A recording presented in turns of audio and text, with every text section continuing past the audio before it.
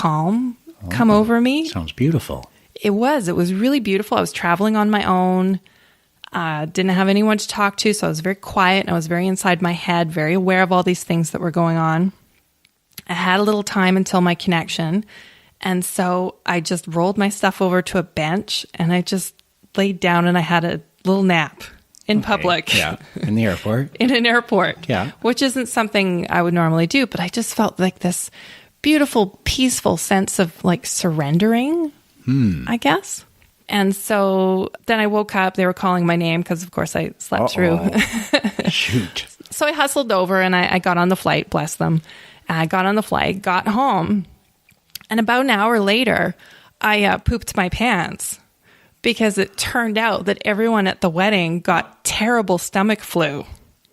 And the feeling I had in the airport was actually my stomach shedding all of its lining as this gastroenteritis took over my body. Emergency.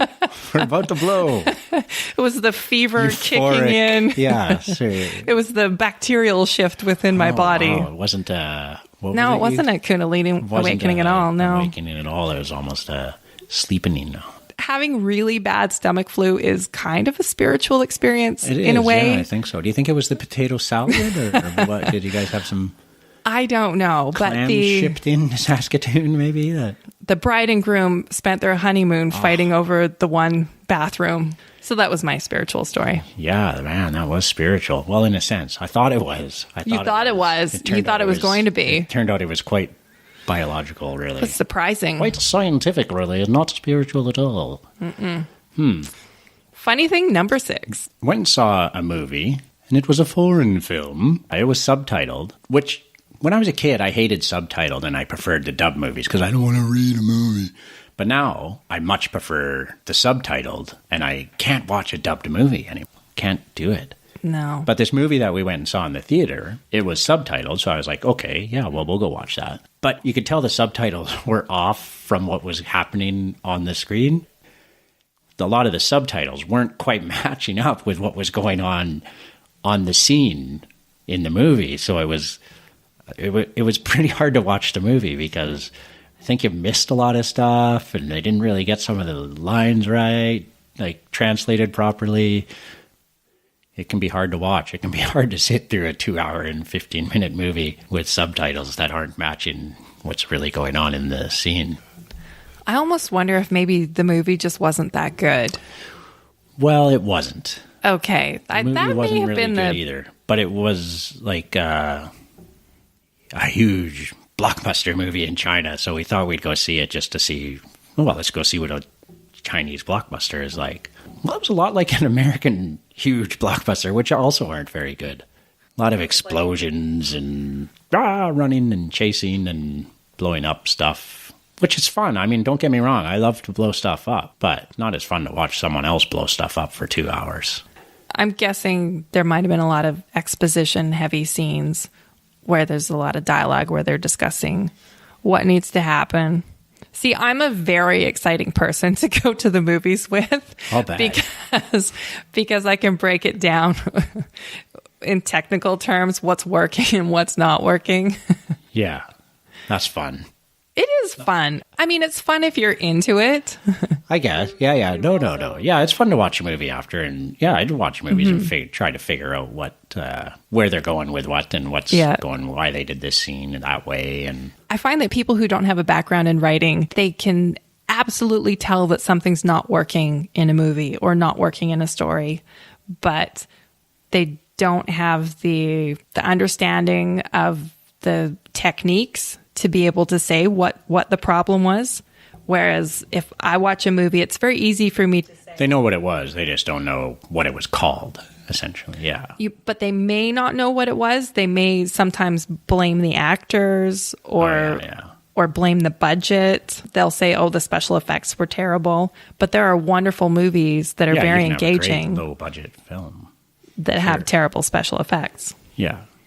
Yeah, so it's exciting. I mean, as you're talking about that movie, I am wondering what exactly went wrong with this movie. But well, that's what I'm saying. Is it might have been different if I knew how to speak Mandarin, but a lot of the subtitles were clearly not translated properly from what was going on in the scene, like because it just Like didn't the timing match. was off. Yeah, or it didn't match what they were doing almost. Oh, okay. So it was kind of funny, yeah. And humor is cultural Exactly, too. there'd be jokes that just flew right over your that head. were just like, oh, what? Yeah, it just made no sense whatsoever.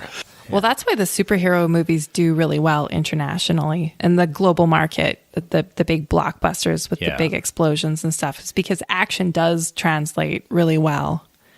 Yeah, I like some of the superhero movies. I mean, I don't go see every single one. I will go see one if everyone hates it, because then sometimes I like it. I like the Hulk movie that nobody else liked. I really liked it. I don't think I saw it. It was Ang Lee directed it. Oh, yeah. It's kind of dark and moody and a little more character driven. I liked it. I like the old David Banner Hulk, the one that used to be on TV. Remember that one with Lou Ferrigno? Yeah, when I was a kid, I wanted to watch that, but we weren't allowed because it gave my sister nightmares. Oh, really? So, I yeah. can see that. Yeah, that would be definitely a nightmare giver for kids. So when you meet my sister, don't mention the Hulk. All right. Don't even bring it up. I won't. Yeah. I won't say, like, don't make me mad. You won't like me when I'm mad. That's right. Yeah, 'cause Don't that's say what that. he'd say. I think that's what he said. Angry. Was it angry? Yeah, I think you're right. Don't make me angry. You won't like me when I'm angry. Oh, no, that was a $6 million one. Get your geek references straight there, man. Funny thing number 7. I was thinking about how a very common comedy staple is drug use. A lot of comedians like to tell stories about being strung out on whatever and that they did a mountain of, what's that white stuff? Yeah, the icing sugar. So I thought maybe I would share with you my drug use story. Okay. My extremely wild tale. I never thought there would be one, but... Brace yourself. Braced. I never really took NyQuil very seriously. Mistake number 1 right there. But I didn't really figure that all out until one night when I very foolishly took NyQuil right before going out to see a movie. Ah, no, it was not good. What's funny is a NyQuil-induced sleep makes you... Like, you can't even hold yourself in the chair. You're just oozing over oozing. the side. I just couldn't even stay in the chair. I'm all NyQuil'd up on... Yeah. I kept waking up half crouching. See, well, now you go to the stuck theater. to the sticky floor. And they have those recliner chairs now. That would be perfect to go NyQuil too. Yeah, that would work. Yeah, but I wouldn't recommend it. No, God. Now I know. Yeah, geez. Scratch that off the to-do list, that's for sure. Do not take NyQuil before you do anything. Maybe that's why they made DayQuil. Yeah. I guess a lot of my stories end up with me like passing out in public. Well, I think that about wraps it up for episode number 4. All right. This has been 7 Funny Things with Jesse and Tamara. We'll see you next episode. Bye.